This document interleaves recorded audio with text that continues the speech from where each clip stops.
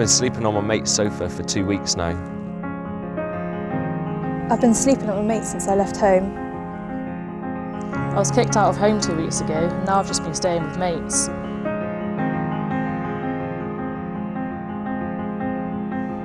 We are all homeless.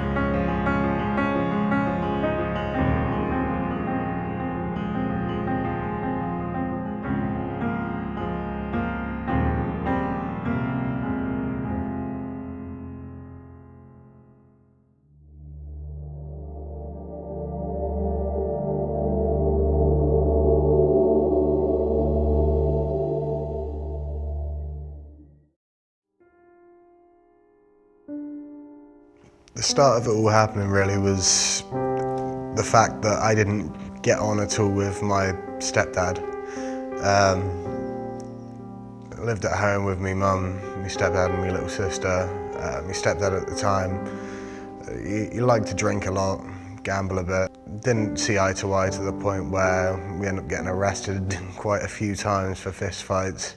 I had enough of it. I realised that if I'd have stayed there, one of us would have ended up either seriously hurt or getting a serious criminal charge for it.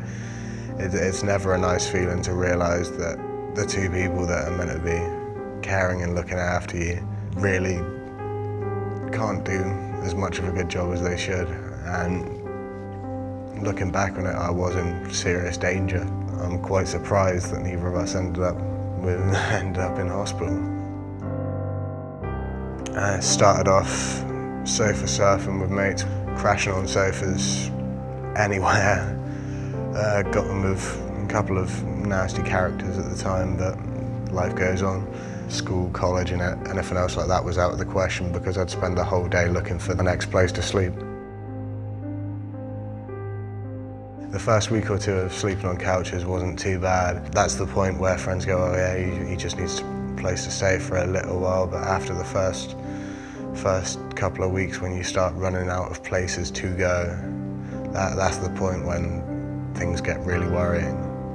That's the point when you start thinking, shit, I am gonna have to end up on the streets at one point or another.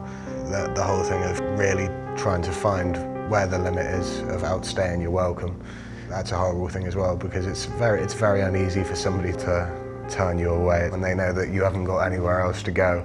It's horrible because you always think, oh yeah, you know, I've got a lot of mates, I've got a lot of people I can rely on.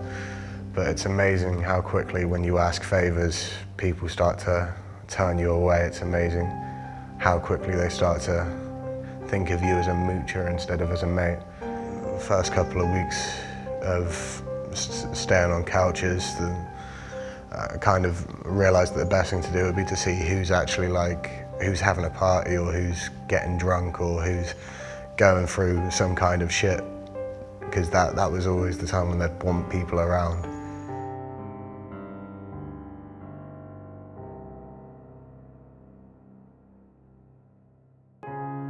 The sleeping on sofas came to an end when I ran out of places to stay, and it's always horrible when you kind of, the last kind of couple of hours of panic, I'm going to be sleeping outside tonight. Always after a week or two, things would die down again and people would kind of be like, yeah, you could stay at mine for a couple of nights, but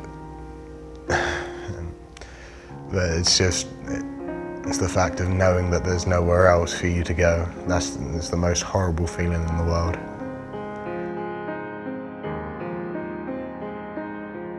Ended up camping a lot.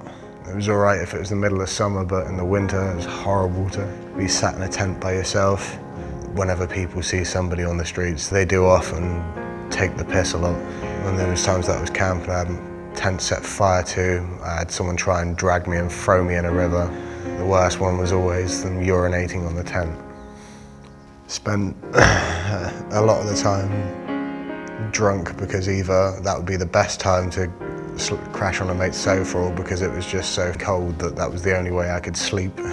I felt a lot of, I guess, anger towards authority. I felt as if nobody gave a shit, really. I felt abandoned.